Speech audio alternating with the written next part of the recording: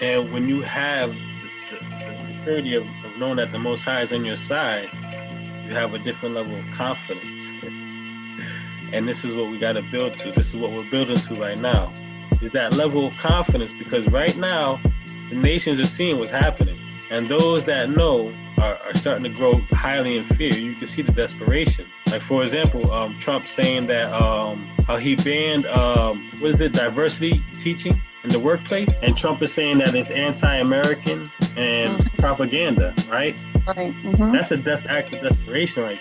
Saying that you can't teach and expose white supremacy to people. So the nations are getting this. Those who know are seeing this, but we on our side, when we see things like what happened in Jamaica, we have to increase in our confidence and be more bold on blasting our trumpet, right? Mm-hmm.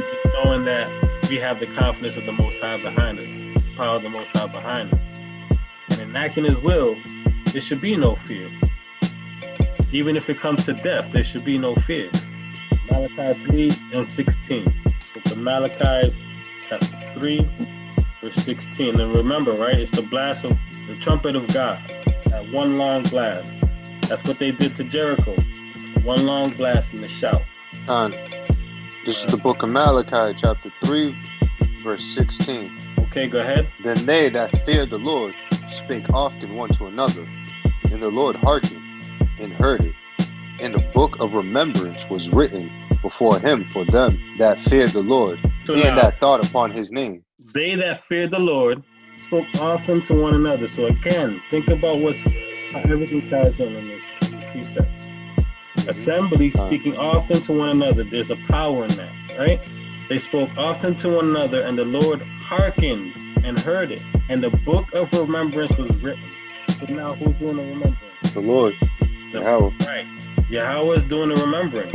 We come together and speak to one another of the Lord like we're doing right now. He heard it, and the book of remembrance was written before him for them that fear the Lord and that thought upon his name. So there is a book of remembrance for us, right?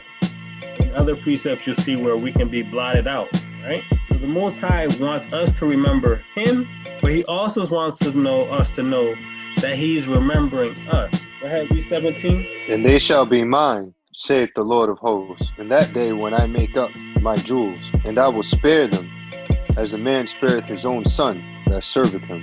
Then shall ye return and discern between the righteous and the wicked, between him that serveth God and him that serveth him not. So now we have a moment where the Most High is going to be able to discern who's with the wicked and who is not. All right, go ahead, read 4:1 now. For I behold, the day cometh that shall burn as an oven, and all the proud, ye and all that do wickedly, shall be stumbled. And in the day that cometh shall burn them up, saith the Lord of hosts, that it shall leave them neither root nor branch. Okay, continue. Is that why they fear us? But unto you that fear my name shall the Son of Righteousness arise with healing in his wings, and ye shall go forth and grow up as calves of the stall. So this is our promise that we must remember. This right here should be keeping us focused on staying in that book of remembrance. Go ahead. And ye shall tread down the wicked, for they shall be ashes under the soles of your feet. Read that again. Lordy. And ye shall tread down the wicked, for they shall be ashes under the soles of your feet. In the day we are fighting the war, right? The Most High is not fighting the war. Yeshua is going to lead the war, but he's just going to be the general. General don't pick up guns, right? The general just gives commands, right? So we're going to be fighting the war. Go ahead, read it at the top again, read 3. And ye shall tread down the wicked, for they shall be ashes under the soles of your feet in the day that I shall do this, saith the Lord of hosts. Go ahead. Remember ye the law of Moses, my servant, which I commanded unto him in Horeb for all Israel, with the statutes and judgments. So now the Most High is saying, remember you remember me, right? Remember the law of Moses, which I commanded unto him, which came to us in the statutes, and remember the judgment. These are the things that need to be remembered during the time of the Feast of Remembrance.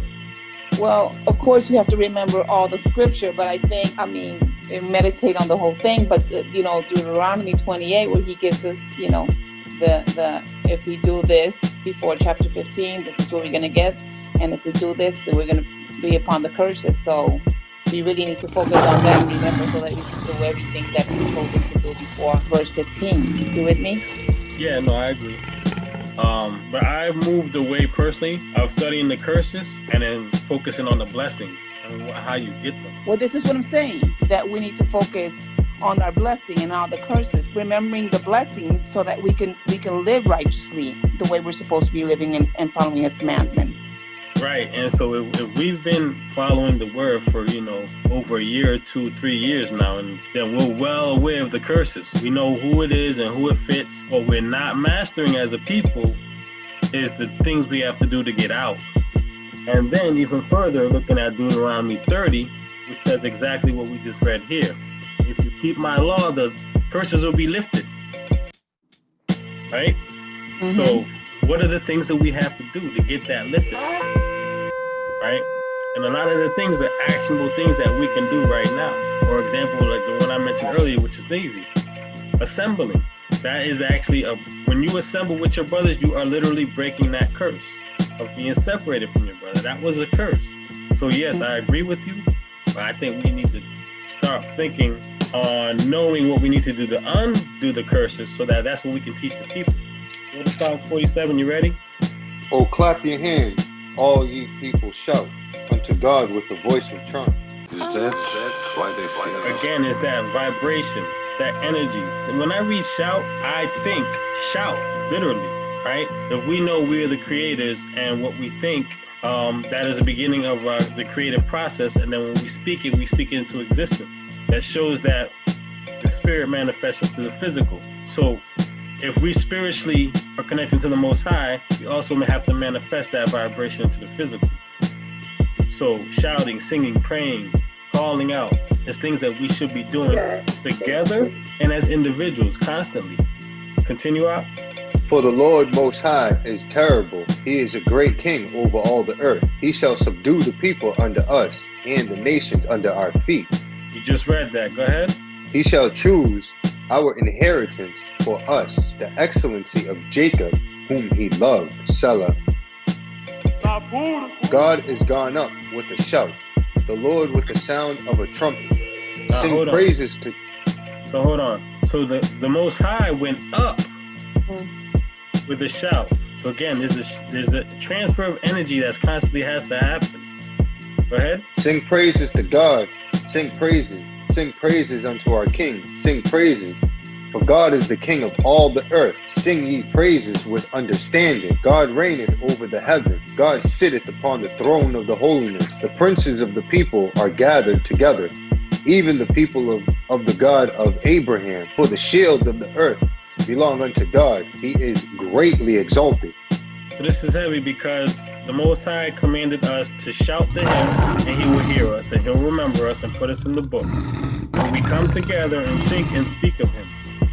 And then, so now what we need to do this as individuals and as a group, and he's going to hear us, and we're going to win our victories with that, right? The day is coming when the ultimate remembrance is going to come, which we keep reading, is when he puts our enemies under our feet. But building up to that, we need to be shouting to him, and then now shouting to our people, right? Can I add? Can I add one thing? Please.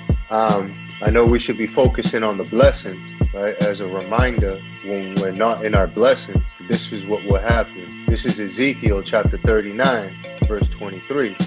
And the heathen shall know that the house of Israel went into captivity for their iniquity, because they trespassed against me. Therefore hid I my face from them, and gave them into the hand of their enemies. So fell they all by the sword. See, the Most High doesn't have many secrets. He wants the heathen to know that he is the power, and he is the reason why we are where we are. And the heathens want to keep it a secret, and they've done a great job of doing that. But all is coming to light. And what Ezekiel is saying is that all the heathens will know That's to come. All the heathens will know why we were in captivity, why our black lives didn't matter, right? The heathens will know why. Right now they're asking why. They have no idea why, right? They're trying to say, oh, it's white supremacy, and they're bringing out some facts, but they're not putting together what they're really not doing. They're saying those black lives that we're talking about, those Latinos and those people we're talking about, no one is saying we're Israel yet. No one is saying we're the Most Highest people yet. That time is going to come. You're starting to hear the whispers, and they're trying very hard to hide it. But no one is yelling that yet, right? It's just about, oh, well, it's the black people, right? We're black, that's it. We have no identity, we have nothing, we're just black people, and we need to help them. That's what they're saying right now. That's why, Ruben, that's why we're supposed to come and let them know that, you see, the reason why we realize it's the Most High is not nobody else but the Most High. Let us be like this. So we gotta teach them, so boy, no, it's the Most High, and this is the reason why you're in captivity. Because it's the reason, it's the Most High reason. Right. It's taught to us, we have a teacher. The church don't preach that to us. The church don't tell the people. That's the reason why we're in this predicament, because of the Most High, the work of the Most High. And what this and other precepts establish is that when we sound the trumpet, don't hide it from the Gentiles. Let them hear it. They need to know too. Right. And in that we will win allies, because we know that they will cleave unto us. We know that they will serve us. They will start to serve us right now. And when I say serve, we have to understand the spiritual, righteous meaning of serving, which doesn't mean, how some people say, well, they're going to be our slaves and we're going to whip them and they're going to pick our cotton. We're talking about serving us the same way that we serve the Most High, with love and honor to uphold righteousness. So we got to blast the sound to everyone. The Most High has defeated us several times for this very same purpose, so that we can realize why we've been defeated and get ourselves together and come back to Him. Go to Nehemiah 8:1, and to put it in context of what happens in Nehemiah 8:1 is when Ezra comes back from Babylon after the captivity. So it's the Southern Kingdom's first captivity in Babylon. It served 70 years, came back. And what is the first thing? So first of all, the tradition, the history says that they returned on the Feast of Trumpets. They came back on time for the Feast of the Trumpet. And if you look over and over in Scripture, major milestones and landmarks occurs during the holy days. Yeah. Over and over. It is another tradition is that Joseph was born on the Feast of Trumpets. And that's easy to record if you know that your birthday is the day of or after the equinox, right? I know my brother's birthday is on or the day after the equinox.